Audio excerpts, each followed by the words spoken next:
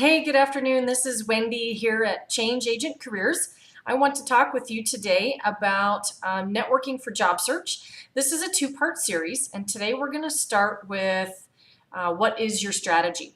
So I like to describe myself as a strategic thinking partner with my clients, and that means that I really focus on starting with the end in mind, as any good strategist would. That includes when we're creating a job search strategy, and specifically one of the strategies in the job search is networking for job search.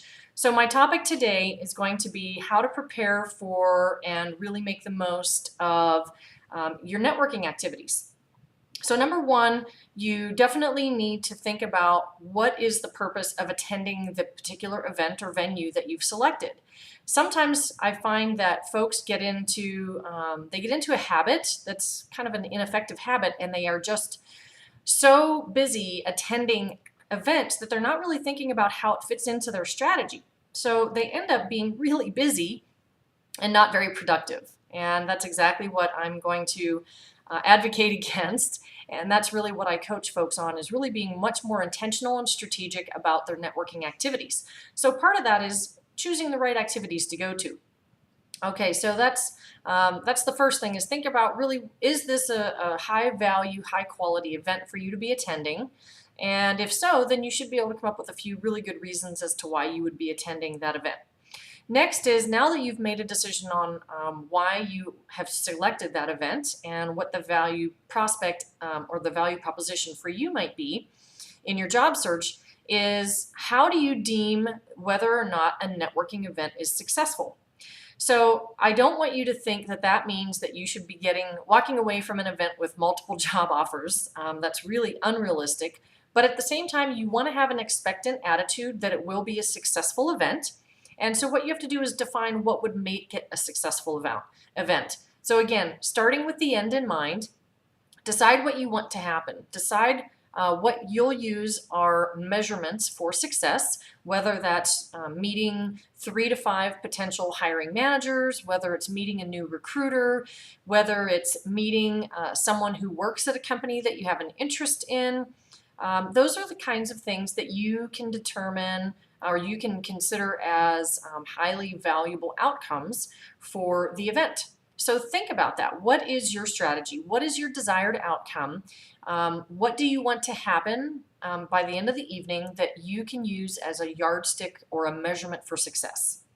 So once you've done that, let's hone in on one or two of those. Say, for instance, there's a person at a particular company that you have an interest in, and you want to meet that person, or at least someone from that company. Well, part of your strategy then is knowing who that person is, knowing what department they work in, finding out if they have any potential to be there, and then doing a little bit of research on them. You should have already done research on the company to know that this is an organization that you want to be a part of and why. You should have read news or press releases. You should have been researching them on LinkedIn and on their company website to know enough about the company to be able to speak intelligently about them. And then the same goes for the person that you would like to meet. Now, maybe you don't know or have a specific person. Maybe there are several people, or maybe you know that there is someone who's going to be there specifically. Maybe they're not the right person for you to meet, but they just so happen to work for that company.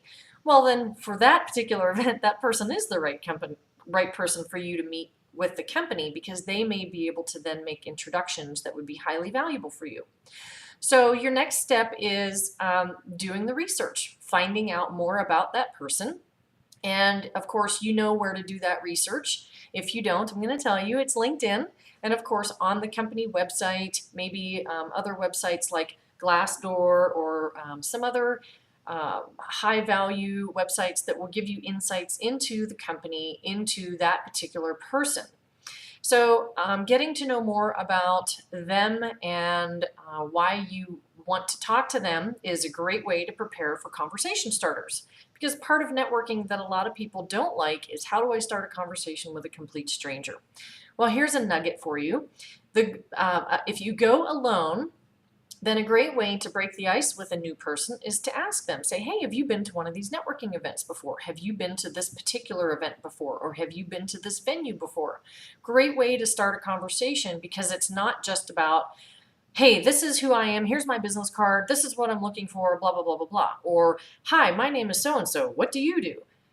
That's not really the best way to network. The best way to network is really to start a conversation with someone that's a little bit less intrusive and a little bit more relaxed and natural.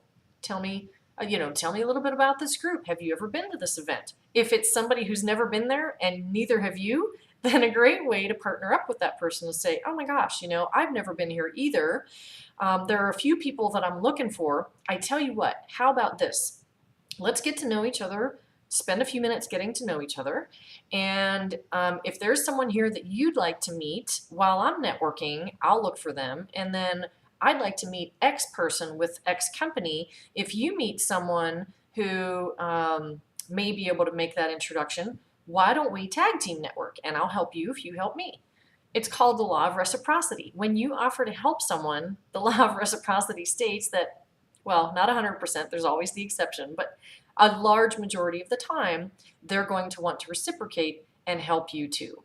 So those are your quick tips for networking for job search. Number one, pick the right venue, know why you're going, and have a desired outcome.